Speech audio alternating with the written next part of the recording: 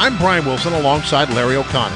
You know, Brian, between the Fairfax County School Board and the Montgomery County Board of Supervisors, we could fill all 4 hours every morning, 5 days a week, with topics and never even talk about Barack Obama or Donald Trump or Hillary Clinton. They are an endless supply of stuff for us to talk about. Well, last hour was Montgomery County. Let's now go to the aforementioned Fairfax County Public School with our favorite member of that body, Elizabeth Schultz, joining us as a guest. Let's start with this ridiculous meddling into a statewide issue with Liberty University. I understand that your colleagues are trying to boycott Liberty University because they don't like the fact that the president of that university, Jerry Falwell Jr., in the days after the San Bernardino terror attacks, actually advocated for more Second Amendment rights and for more concealed carry permits so that American people can defend themselves if they're attacked by a jihadist. Apparently, that is goes beyond the pale for your colleagues. Good morning, Brian and Larry.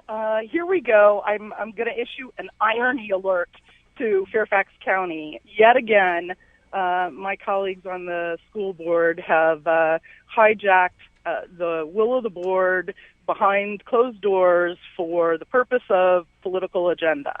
How do we send a letter to VHSL supporting students' First Amendment rights who decided to boycott Liberty University by not going to their debate event so that we can protest Second Amendment rights?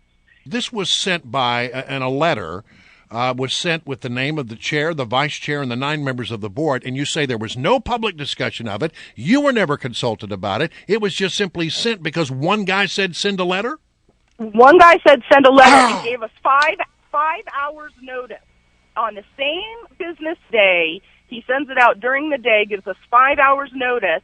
There's no opportunity to discuss things like, I don't know, what are the legal implications? Never mind. We have a lot of students graduating from Fairfax County Public Schools that are headed to Liberty University, at the end of this summer. Yeah. They're headed off. What kind of message does that send to every FCPS graduate who is an alumnus of Liberty University? What does that say to people around the Commonwealth that Fairfax County School Board, with no discussion, no public input, no opportunity for a vote, can just shoot letters off to influence with its heft, influence with its might what happens around the Commonwealth and where we should go and not go and how we should do business in the Commonwealth. They're totalitarians, Elizabeth Schultz. You know that. And also, you're right in pointing out, you call it irony, I'll call it hypocrisy. The hypocrisy of sending this letter under the guise of First Amendment rights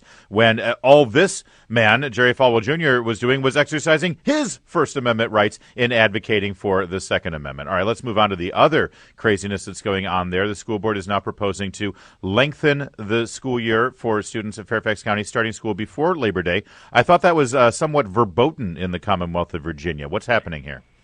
So it's not actually lengthening, it's just shifting. So the opportunity for starting before Labor Day can only come because we had enough snow. So only by the act of God, let's throw another irony in here, because we had so much snow do we qualify for a waiver that most of Virginia, a majority of Virginia school districts already start before Labor Day, and our kids are penalized because if you think about when SAT and advanced placement or IB courses have their tests, those are fixed dates around this time of the year across the country.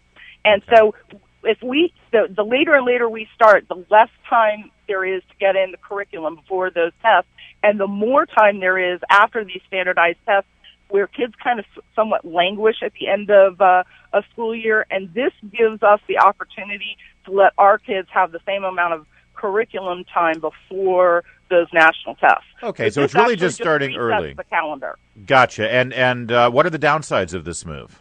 Well, the downsides is that it's only good as long as we qualify for the waiver. And so it's a rolling waiver. We'll be qualified for it for a while. But this is another thing where we're handcuffed by the Virginia State Legislature, where they penalize, because they want our money coming from Fairfax in Virginia hospitality areas to be spending our money over Labor Day. But if we just get out a week earlier, that same money is going to be spread to beach areas and amusement park areas.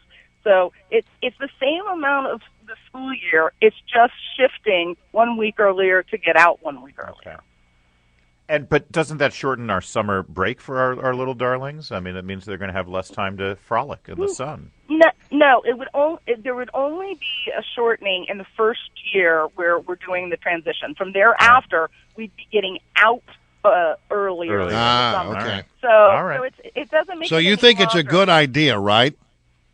I do think it's a good idea, and frankly, it supports local rule. And if it's better for the Fairfax County kids per local rule, then it's better that we have us making the decision here locally than decisions being made for us in Richmond. And when will the public be allowed to weigh in on this?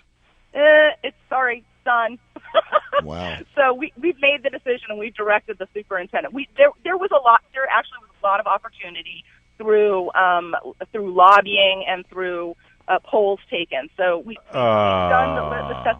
Now, we're out of time, Elizabeth. We're out of time, but just keep your radio. I know you listen at 105.9 FM and AM 630 WMAL because you may not have had a public hearing on this issue. But we're going to have one. We're going to have a public hearing. That's what we do. Right now. Are you okay with shifting the school start in Fairfax County or where you live for that matter? Does it bother you if your school starts after Labor Day? Do you want to join all the other school districts in the area and move that school date into August? Give us a call, 888-630 WMAL.